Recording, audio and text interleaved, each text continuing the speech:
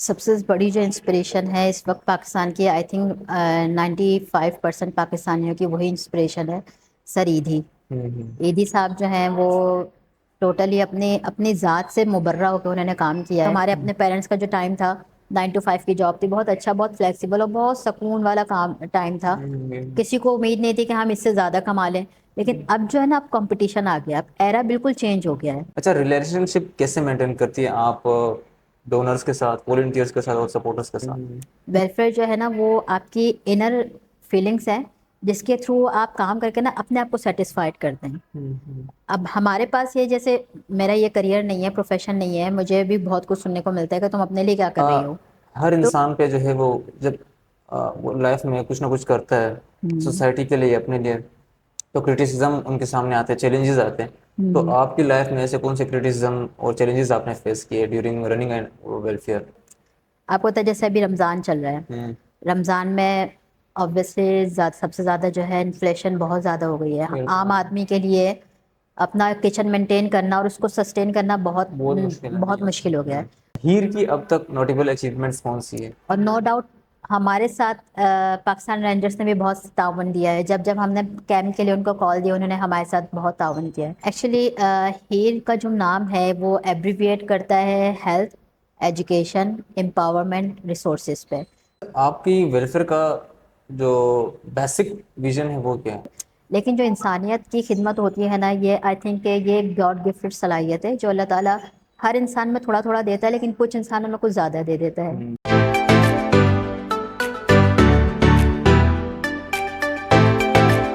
अस्सलाम वालेकुम नाज़रीन, टॉक शोज़ पॉडकास्ट के साथ मैं हूँ आपका होस्ट आरिफ शाह। नाज़रीन, एक ज़बरदस्त डिवोशनल और इंस्पिरेशनल पॉडकास्ट के साथ फिर हाजिर हुआ आप सबकी खिदमत में। नाज़रीन, आज का जो हमारा एपिसोड है वो दिलचस्प, बेहतरीन और उम्दा होने वाला है। तो एपिसोड को एंड तक देखिएगा, फॉलो कर रहे हैं, सब्सक्राइब कर रहे हैं हमारे चैनल को, इसी तरह बेनिफिशियल वीडियोज़ देखने के लिए। तो नाज़रीन, हमारे साथ जो गेस्ट हमारे साथ मौजूद है, सैयद नौरीन इनका नाम है। और एक वेलफेयर लंबी गुफ्तगू होगी वेलफेयर ऑर्गेनाइजेशन से रिलेटेड। इनकी क्या इनका मोटिव है, क्या विजन है, इसको लेकर। अस्सलाम वालेकुम मैम। वालेकुम अस्सलाम। अच्छा, आपको मैं मशकूर हूँ बिज़ी स्केड्यूल से टाइम निकाल के आपने हमें यहाँ मौजूद किया। अच्छा, सबसे पहले व्यूअर्स को बताएं कि किस चीज़ से इंस्पायर होकर आपने वेलफेयर ऑर्गेनाइजेशन बनाई और इसका प्राइमरी विजन क्या है? अस्सलाम वालेकुम। बहुत बहुत शुक्रिया कि आपसे मिलने का इत्तफ़ाक़ हुआ और आपके पॉडकास्ट में आने का मौका मिला।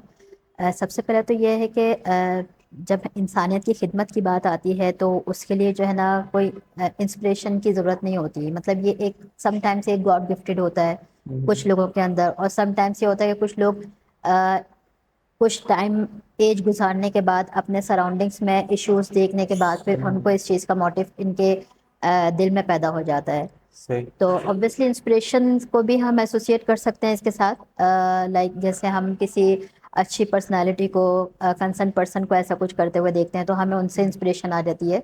लेकिन जो इंसानियत की खिदमत होती है ना, ये आई थिंक ये गॉड गिफ्टेड सलाहियत है जो अल्लाह ताला हर इंसान में थोड़ा थोड़ा देता है, लेकिन कुछ इंसानों में कुछ ज़्यादा दे देता है। चलिए, ठीक है। अच्छा, ऑन ग्राउंड आप कब से वर्किंग कर रही हैं? ऑन ग्राउंड हम 2016 से वर्किंग कर रहे हैं, और 2016 में फर्स्ट टाइम हमने अपना प्लेटफॉर्म स्टार्ट किया था एजुकेशन को लेते हुए। एजुकेशन और यूथ के एम्पावरमेंट, डेवलपमेंट और ब्रीडिंग के लिए। मीन्स के उस टाइम पे हमें लगा था कि यूथ की ब्रीडिंग बहुत ज़्यादा ज़रूरी है। तो हमने एजुकेशन सेक्टर पे कदम रखा था। फिर ऑफ एंड ऑन हमने उस सेक्टर में मोटिवेशनल सेशंस प्रोवाइड किए थे, लाइफ कोचिंग, करियर काउंसलिंग हमने प्रोवाइड की थी। बहुत से स्कूल्स और कॉलेजेस को हम साथ लेके चल रहे थे, और वुमेन एम्पावरमेंट पे हमने थोड़ा बहुत काम स्टार्ट किया था। लेकिन अब जो है हमने थोड़ा सा इसको, एज यू नो कि अब हम पेपर वर्क में आए हैं। पहले हमने अपना प्राइवेट सेक्टर के साथ काम करना शुरू किया था। अब हम इसको और मज़ीद एक्सपेंड करना चाहते हैं, क्योंकि अब लगता है कि शायद अब और ज़्यादा इस चीज़ की ज़रूरत है कि हम इंसान दोस्ती खिदमत, इंसान और इंसानियत की जो दोस्ती खिदमत का जो जज्बा है उसको हम और बढ़ा सकें। अच्छा, ठीक है। अच्छा, व्यूअर्स को ये बताएं कि हीर की जो कंप्लीट फॉर्म है ये ज़रा व्यूअर्स को बताएं। एक्चुअली हील का जो नाम है वो एब्रीविएट करता है हेल्थ, एजुकेशन, एम्पावरमेंट, रिसोर्सेज पे। लाइक हमारा जो मेन डोमेन है हेल्थ का है, जिसमें हम हेल्थ के लिए ऑब्वियसली इतना, मतलब पाकिस्तान की इतनी ज़्यादा पॉपुलेशन है, अगर हम सिर्फ कराची की बात करते हैं तो जितने भी ज़्यादा हॉस्पिटल्स हैं उतने ही ज़्यादा बेनिफिशरीज, लाइक उतने ही ज़्यादा पेशेंट्स भी हैं। अगर हम वेलफेयर की बात करते हैं तो जितनी ज़्यादा वेलफेयर्स हैं उतने ही ज़्यादा बेनिफिशरीज भी हैं। तो हमारा जो मेन फर्स्ट हमारा टारगेट था वो हेल्थ का था।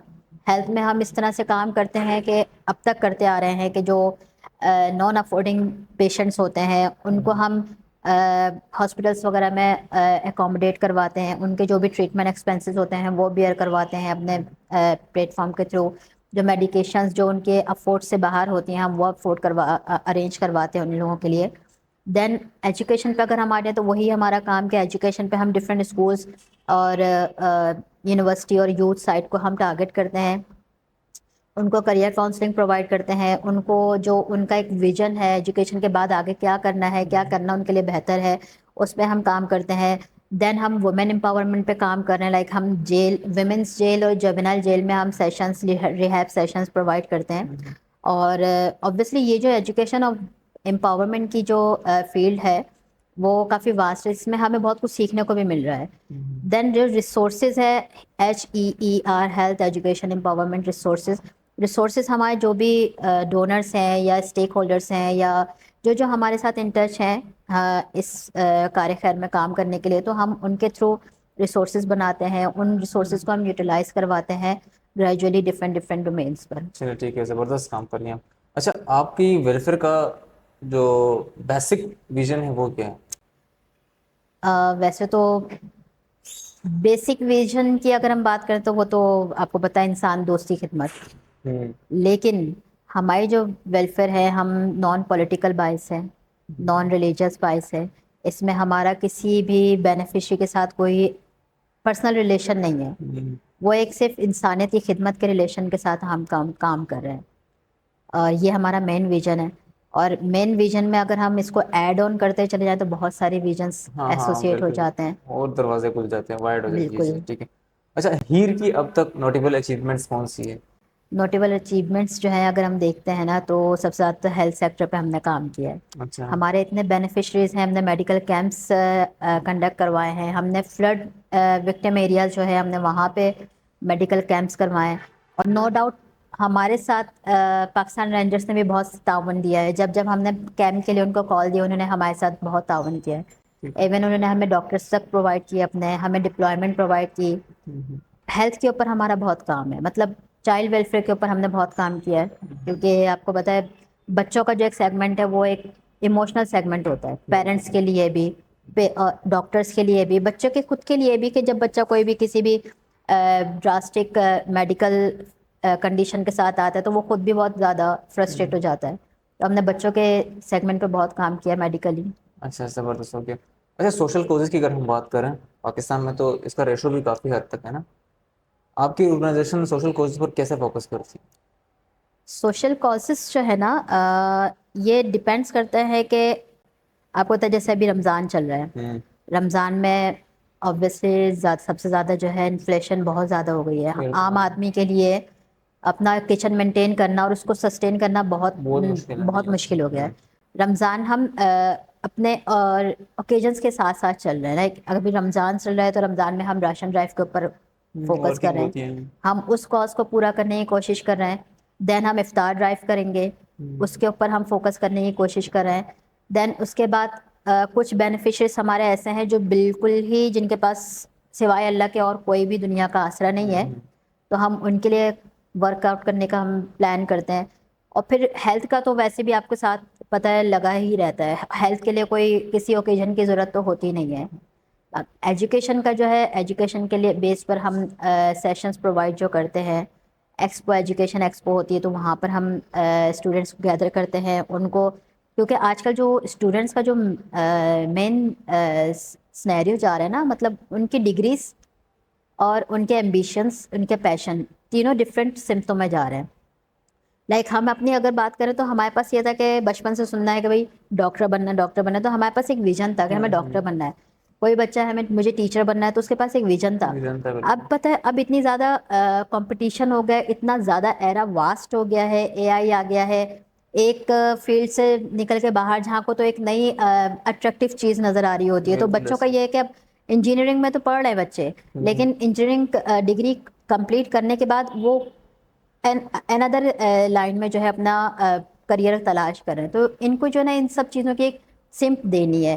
तो एजुकेशन का तो हमारा ऑफ एंड ऑन चल ही रहा है साथ साथ।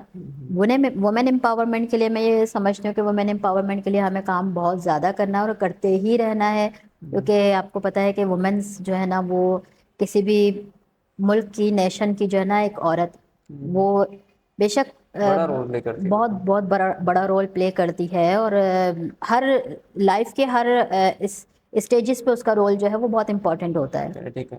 अच्छा, ये मैंने अपने जो है मेन पॉइंट्स इसमें नोट आउट किए, ठीक है। अच्छा, कम्युनिटी जो है वो एक सोसाइटी में बहुत बड़ा रोल अदा करती है, तो आप वेलफेयर के थ्रू कम्युनिटी को अपने ऑर्गेनाइजेशन में कैसे इन्वॉल्व करती है? कम्युनिटी को इंगेज करने का सबसे बेस्ट जो तरीका है ना वो ये है कि जिसको हम लेकर चल रहे हैं वो है यूथ को लेकर चलना। लाइक जैसे अगर हम किसी यूनिवर्सिटी में सेशन देने जा रहे हैं और उसके फौरी बाद जो है हमारा कोई कैंप आ जाता है, मेडिकल कैंप आ जाता है, तो हमने उसी मेडिकल कॉलेज के स्टूडेंट्स को जो है उसके साथ इंगेज किया, उनको एज अ वॉल्टियरली अपने साथ इंगेज किया, उनसे हमने काम करवाया। हमें तो हम इस जगह पे हमें तो बहुत सी चीज़ें नज़र आ रही हैं, उन स्टूडेंट्स को जो है वो बहुत सी चीज़ें जो है ऑन ग्राउंड नज़र नहीं आ रही, उनको हमने अपने साथ साथ रखा, उनको सिखाया। ये एक हमने स्टूडेंट्स की इंगेजमेंट करवाई। अगर हम सिर्फ मेडिकल कैंप की बात कर रहे हैं, अब जैसे हमारी राशन ड्राइव चल रही है, तो हमने बहुत से वॉलंटरली जो है हमने अनाउंसमेंट किया कि जो जो हमारे साथ काम करना चाहता है वो हमारे साथ ऐड ऑन हो जाए। और यकीन करें बहुत से लोग ऐसे थे जो इस काम में आगे बढ़ चढ़ कर आए। तो कम्युनिटी इंगेज करना कोई मुश्किल काम नहीं है, बस ये है कि डिपेंड ये करता है कि आप उस कम्युनिटी को जो है किस तरीके से अनाउंस कर रहे हैं, आपका वे ऑफ डिलीवरी अनाउंसमेंट का क्या है, और आपकी अपनी खुद की क्या वर्थ है उन कम्युनिटी और या उन वॉलंटियर्स की नज़र में। तो कम्युनिटी इंगेज हो जाती है इजीली। ठीक है, एक ज़बरदस्त सोच है ये आपकी। अच्छा, हर इंसान पे जो है वो जब वो लाइफ में कुछ ना कुछ करता है सोसाइटी के लिए, अपने लिए, तो क्रिटिसिज्म उनके सामने आते हैं, चैलेंजेस आते हैं। तो आपकी लाइफ में ऐसे कौन से क्रिटिसिज्म और चैलेंजेस आपने फेस किए during running and welfare? Criticism की अगर हम बात करते हैं तो सबसे पहले तो ये फील्ड ऐसी है, वेलफेयर की फील्ड, सोशल वेलफेयर ऐसी फील्ड है जिसमें हर किसी को एंट्री नहीं मिल पाती, बिल्कुल और ऐसे। ये एंट्री मिलती है अल्लाह की तरफ से। बिल्कुल। जैसे मेरी अपनी सिलेक्टेड लोग मेडिकल, होते हैं। बिल्कुल बिल्कुल। मेडिकल फील्ड से मैं पोस्ट ग्रेजुएट हूँ, और मैं अगर अपनी मेडिकल फील्ड को छोड़ के, मतलब वो भी मेरे साथ ही है, ऑब्वियसली मैं उससे एसोसिएट हूँ, तो मैं एक पेशेंट का दर्द भी समझ सकती हूँ, उसकी बीमारी, उसका कॉज, उसका ट्रीटमेंट, उसकी डायग्नोसिस, उसके प्रोग्नोसिस को भी समझ सकती हूँ। ठीक है, तो मैं अपनी डिग्री को एक साइड पे रख के अगर वेलफेयर साइड पर आई हूँ, तो ऑब्वियसली मुझे सबसे पहले तो मुझे फैमिली की तरफ से क्रिटिसिज्म होगा कि यार तुम्हारे लिए एक अच्छा सीधा सीधा रास्ता था, तुम उसके ऊपर क्यों नहीं चल रही हो, तुम इस चीज़ को क्यों ऑन करके चल रही हो। तो सबसे पहले क्रिटिसिज्म तो यहाँ से ही आ जाता है फैमिली से है। कि आपकी एक एजुकेशन बैकग्राउंड और एक आपका करियर बैकग्राउंड बिल्कुल अगर अलग हो। अब अगर हम वेलफेयर की बात करें, वेलफेयर जो है करियर नहीं है, ना ही एक प्रोफेशन है। वेलफेयर जो है ना वो आपकी इनर फीलिंग्स है, जिसके थ्रू आप काम करके ना अपने आप को सेटिस्फाइड करते हैं। अब हमारे पास ये, जैसे मेरा ये करियर नहीं है, प्रोफेशन नहीं है, मुझे भी बहुत कुछ सुनने को मिलता है कि तुम अपने लिए क्या कर रही हो। तो हम अपने लिए तो कुछ नहीं कर रहे, लेकिन हम जिनके लिए कर रहे हैं उनके वसीले से ही हमारे लिए बहुत कुछ हो जाता है। बिल्कुल जबरदस्त। तो क्रिटिसिज्म तो ऑब्वियसली ये तो हर इंसान की ज़िंदगी का हिस्सा है, घर पे बैठी हुई औरत के लिए भी, बच्चों के लिए भी, मर्द के लिए भी, बाहर निकल जाओ तो वहाँ पे भी बहुत से क्रिटिसिज्म तो फेस करना है, और जो फेस नहीं कर सकते तो वो फिर आई थिंक एनी टाइम वो वो लूज ही लाइफ, रहते हाँ, हैं, वो गुजारना उसके लिए मुश्किल हो जाता है मुश्किल लाइफ। हो जाता ठीक है। है। अच्छा, रिलेशनशिप कैसे मेंटेन करती है आप डोनर्स के साथ, वॉलंटियर्स के साथ और सपोर्टर्स के साथ?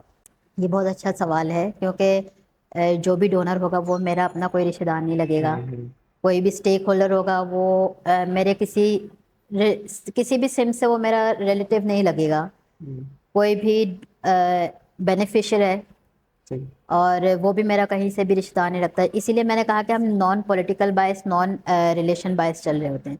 तो इस रिलेशन को बिल्ड करना बहुत बड़ा आर्ट है। और आप बात सबसे मेन चीज़ कि आप हर किसी एक वक्त में हर किसी को खुश नहीं रख सकते, नहीं। ये तो फैक्ट है। लेकिन ये काम हमारा ऐसा है ना कि हमें एक वक्त में अगर चार को भी हैप्पीली, कि मतलब वो उनका क्या फोकस है, लाइक अगर कोई डोनर हमें बता रहा है कि अपनी अपनी नीड बता रहा है कि हमारी कंपनी की ये नीड है कि हम सीएसआर एक्टिविटीज़ में ये काम कर रहे हैं, हमें उनको उनके साथ लेके चलना है, हमें उनको अपनी राय नहीं देनी है, क्योंकि ये वो हमें हमें डोनेट कर रहे हैं, हमें बिल्कुल। उनको अपनी राय नहीं देनी, वो जो हमें राय दे रहे हैं हमें उनको लेकर चलना है। लेके चलना। समटाइम्स ये होता है उनकी राय हमें समझ में नहीं आ पाती, लेकिन हम उनकी राय को अपने तरीके से करते हैं, जिससे वो भी खुश रहते हैं, हम भी खुश रहते हैं, बिल्कुल। हमारा भी मकसद पूरा हो जाता है और उनको भी बहुत कुछ सोच सीखने को मिल रहा होता है। तो रिलेशन बिल्ड करना बहुत बड़ा एक आर्ट है और मुश्किल भी है, लेकिन अगर आपको बिल्ड करना आ जाए ना तो आपके लिए आसानी है वैसे हर ज़्यादा। किसी का काम नहीं है रिलेशन हर बिल्ड करना। किसी का काम नहीं है वाकई। बिल्कुल ठीक है। अच्छा, एक मासूमाना सवाल आपसे कर लेते हैं कि what is the differentiate in your organisation and comparing to other organisations welfares? देखें जितनी भी ऑर्गेनाइजेशंस काम कर रही हैं ना, पाकिस्तान की हम बात करें तो मैं उन तमाम ऑर्गेनाइजेशंस को बहुत दिल से सैल्यूट करती हूँ, क्योंकि ये काम हर कोई बहुत, वही कहा ना कि ये हर किसी के बस की बात नहीं होती। बिल्कुल। हम अगर सिर्फ अपने लिए मांगने के लिए जाए ना किसी से, तो हमारे अंदर की इनर फीलिंग या हमारा अपना जो एक कैरेक्टर मोरल वो डिस्पर्स हो जाता है। मतलब हमें फील होता है कि यार हम गलत कर रहे हैं, या हम क्यों मांग अपने लिए क्यों मांगे। अगर हम अपने लिए मांगते हैं हमें मिल भी जाएगा ना, तो हमारा तो मकसद पूरा हो गया, हमारा तो काम हो गया। लेकिन सबसे बड़ी चीज़ ये है कि आप दूसरे के लिए जा रहे हैं मांगने के लिए। आप उस जो भी आपको मिल रहा है आप उसमें से अपने ऊपर कुछ नहीं लगा रहे हैं, आपको खुशी हो रही है कि हमने उनसे लिया और उधर लगाया। उधर लगा जबरदस्त। तो ये जो है कि डिफ्रेंशिएट करेंगे, जितनी भी ऑर्गेनाइजेशंस काम कर रही हैं सैल्यूट है उन सबको कि वो ये अच्छा काम कर रहे हैं।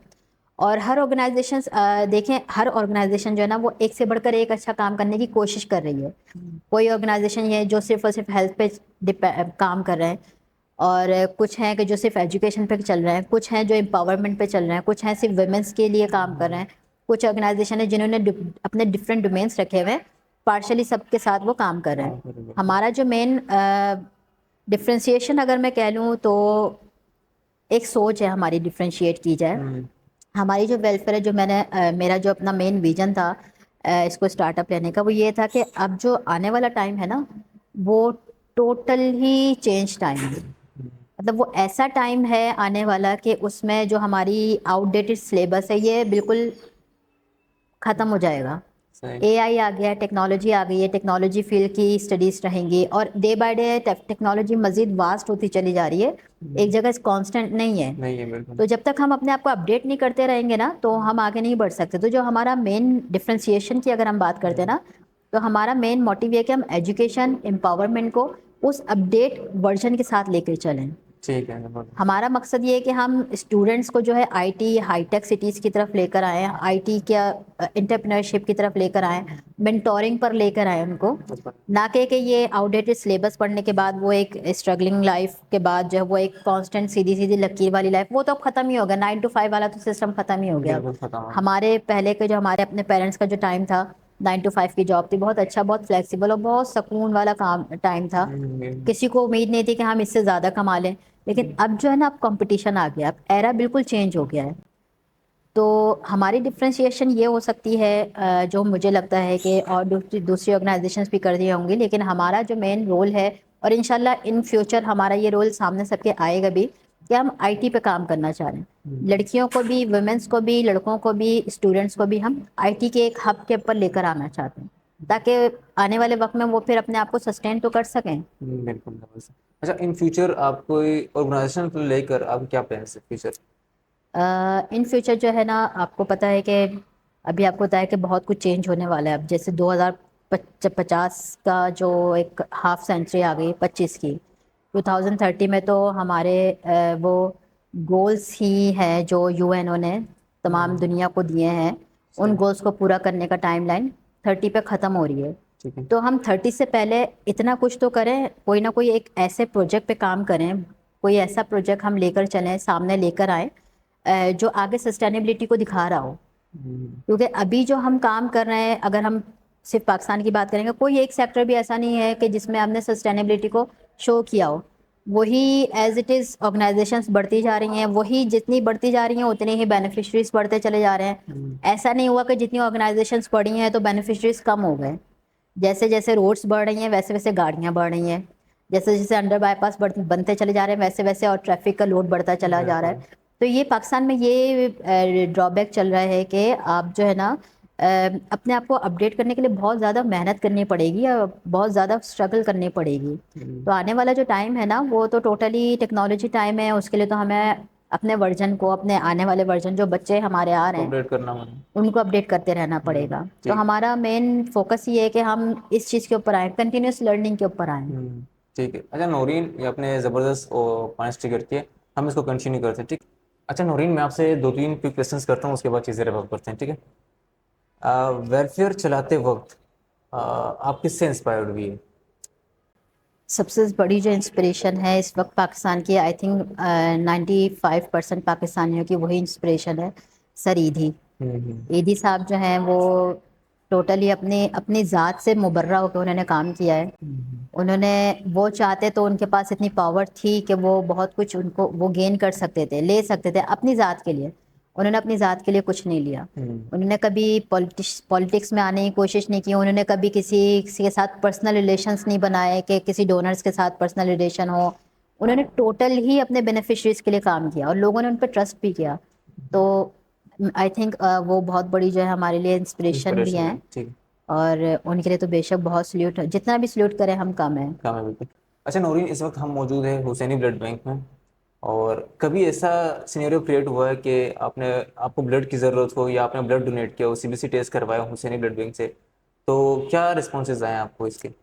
एक्चुअली अभी अगर मैं हुसैनी ब्लड बैंक की बात करूं, कराची में पाकिस्तान में रहते हुए, तो जैसे मैं भी खुद मेडिकल फील्ड से हूं, हमारे पास भी किसी ब्लड की रिक्वेस्ट आती है तो हम सबके जहन में, मोस्टली हर हॉस्पिटल में सबके सबसे पहले जो जहन में नाम आता है वो आता ही हुसैनी ब्लड बैंक है। बिकॉज बहुत अरसे से काम कर रहा है, खिदमत कर रहा है लोगों की, और यहाँ पे आके आप मायूस होकर नहीं जाते। आपको पता है ब्लड बैंक जो है ना वो एक ऐसी मतलब विसिनिटी है कि जहाँ पर जो है बहुत मजबूरी में बंदा आता है।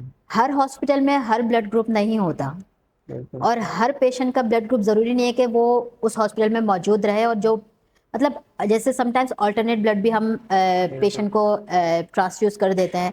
समटाइम्स आजकल तो ऐसी भी सिचुएशंस आ जाती हैं कि हम हर किसी पेशेंट को उसका अल्टरनेट भी नहीं दे पाते। तो जब जब ऐसी कोई सिचुएशन आती है तो सबसे पहले जहन में आता ही हुसैनी ब्लड बैंक है। और इनकी नो डाउट, मैं इन लोगों के साथ मैं काफ़ी टाइम पहले बहुत अच्छा वर्किंग के साथ एसोसिएट रही हूँ। मैंने यहाँ का अब मैं काफ़ी टाइम बाद यहाँ आई हूँ, लेकिन यहाँ का जो स्टेट ऑफ आर्ट है वो देख के मैं बहुत इंस्पायर हुई हूँ आज भी। और मुझे ये खुशी है कि आज से पहले जब मैं इनके साथ एज अ वर्कर काम कर रही थी तब भी मैं इनर फीलिंग के साथ रिलैक्स होती थी और मुझे अच्छा लगता था काम करके। और तब भी इनके पास जो इंस्ट्रूमेंट्स और जो इनके पास हाईटेक मशीनरीज थी वो अभी भी एज इट इज़ वैसे ही है। वर्किंग इनकी एज इट इज़ वैसे ही है। इनका मयार जो पहले था वो अभी भी वही है। और मोस्टली हमारे पास भी जो कभी किसी थैलेसीमिया पेशेंट्स के लिए रिक्वेस्ट आती है तो हम सबसे पहले यहाँ पर ही जहन में आते हैं, यहाँ का नाम कोऑर्डिनेशन है। हुसैनी ब्लड बैंक से हो जाती है। ऑब्वियसली हर, सिर्फ और सिर्फ किसी एक दो का नहीं, पूरे पाकिस्तान का ये हाल है। अगर हमारे पास किसी, हमारे हॉस्पिटल में भी किसी को चाहिए होता है हुसैनी में पूछ लें, हुसैनी में पूछ, मतलब एक फेमिलर सिस्टर या डॉटर कंपनीज जैसे कहते हैं ना, हाँ उस हाँ, तरह से ये वही काम कर रही है पाकिस्तान टेस्ट के लिए। ज़बरदस्त। अच्छा नौरीन, आप हमारे टॉक शोज पॉडकास्ट में मौजूद हैं, आप क्या समझती हैं खुद को अगले 5 सालों में कहाँ देखती हैं आप? तो सबसे पहले तो उम्मीद अल्लाह से हमेशा अच्छी रखनी चाहिए। और उम्मीद पर दुनिया कायम है। बिल्कुल। और अल्लाह ताला से कभी मायूस नहीं होना चाहिए। बिल्कुल। और हमने जिस विजन के साथ अपनी ऑर्गेनाइजेशन को लेके स्टार्टअप लिया था उसमें बहुत खुशी के साथ मैं कहती हूँ कि अब तक बहुत ज़्यादा सक्सेस में, कि अभी 2-4 दिन पहले हमने राशन ड्राइव करने गए थे तो जिस औरत के घर में हमने राशन दिया, मैं घर आ गई थी तो उसने मुझे किसी तरह मेरा नंबर लेकर उसने मुझे मैसेज भेजा है। जिस तरह से उसने रोते हुए मैसेज भेजा था तो मुझे लगा कि शायद मेरी मेहनत जो है ना वो वसूल हो गई। मैंने उसके लिए इस तरह से हमने अपने गैदरिंग को लेते हुए, तो इंशाल्लाह इन फ्यूचर जो हमारा जितने भी टारगेट्स हैं, जो हमारे गोल्स हैं, कोशिश हम करेंगे कि यूएनओ के जो गोल्स हैं हम उसके साथ लेते हुए अपने टारगेट्स को पूरा करें, क्योंकि वही इम्पोर्टेंट है। और इन फ्यूचर इंशाल्लाह हमारी ये कोशिश है कि हम यूथ के लिए एजुकेशन सेक्टर पे एक आईटी हब बनाने की प्लानिंग कर रहे हैं। हम अपने जितने भी स्टेक होल्डर्स हैं हम पूरी पूरी पूरी कोशिश कर लेंगे, पूरा अपना सारे बोलते हैं ना जो जो हमारे रिसोर्सेज हो सकते हैं, जो जो हम कर सकते हैं, बिल्कुल एंड तक जाके हमारी ये कोशिश है कि हम एक आईटी हब को क्रिएट करवाएं। इन्हीं लोगों को, जो हमारे स्टेक होल्डर्स हैं, जो हमारे डोनर्स हैं, और इन्हीं लोगों से हम एक आईटी सिटी बनवाएं जो हमारे पाकिस्तानी बच्चों के यूथ के लिए आगे चल के काम आ सके। ठीक। इंशाल्लाह हमारा गोल ज़रूर पूरा होगा। ठीक है, best of luck for this. अच्छा, आप पब्लिक मैसेज कोई कन्वे करें हमारे टॉक शोज के पॉडकास्ट के बिहाफ पर, कोई शॉर्ट मैसेज। जी बिल्कुल। अब जो टाइम जा रहा है वो इन्हीं छोटी छोटी चीज़ों के ऊपर जा रहा है। लाइक अब लॉन्ग टर्म या सीरियल चीज़ें जो है अब नहीं चलती हैं, और 2-2 3-3 घंटे के प्रोग्राम्स भी अब नहीं चल पाते। यही छोटे छोटे मैसेजेस होते हैं, छोटे छोटे जो क्लिप्स बनाकर हम लोगों को पहुंचा रहे होते हैं। हमें नहीं पता कि हमारा मैसेज कौन इस टाइम पे स्क्रॉल करके देख रहा हो और उसके दिल को ये बात लग जाए। तो बेशक आपका जो पॉडकास्ट चैनल है वो बहुत अच्छा काम कर रहा है, और बहुत अच्छी एंटाइटीज़ के साथ अटैच होकर काम कर रहा है, उनके मैसेजेस आगे पहुंचा रहा है। और बेशक ये जो कम्युनिकेशन ज़राए हैं ना, यही लोगों को जो है वो टीच करने के लिए काम आते हैं, और जो देख रहे होते हैं उनको लर्न करने के लिए काम आते हैं। तो मुझे अच्छा लगा आपके सेटअप पे आना और आपके साथ गुफ्तगू करना, और अपनी फीलिंग जो, क्योंकि ये टाइम जो है ज़ाहिर सी बात है हम वेलफेयर वाले हैं तो हमारे पास एक एक टाइम कीमती होता है, बिल्कुल और ऐसे। इस कीमती टाइम को अगर हमने आपके साथ शेयर किया है तो ऑब्वियसली खुशी से शेयर किया है, ताकि आपके थ्रू हमारा मैसेज दूसरों तक भी पहुंचे। जबरदस्त जबरदस्त मैसेज कन्वे किया सैयदन और ने। तो नाज़रीन व्यूवर्स, उम्मीद करता हूँ ये एपिसोड आप लोग को इंशाल्लाह पसंद आएगा ज़रूर, और बेनिफिशियल भी लगेगा, पॉजिटिवनेस मिलेगी इस एपिसोड से। तो तब तक के लिए मुझे इजाज़त दीजिए। मैं हूँ आपका होस्ट आरिफ शाह।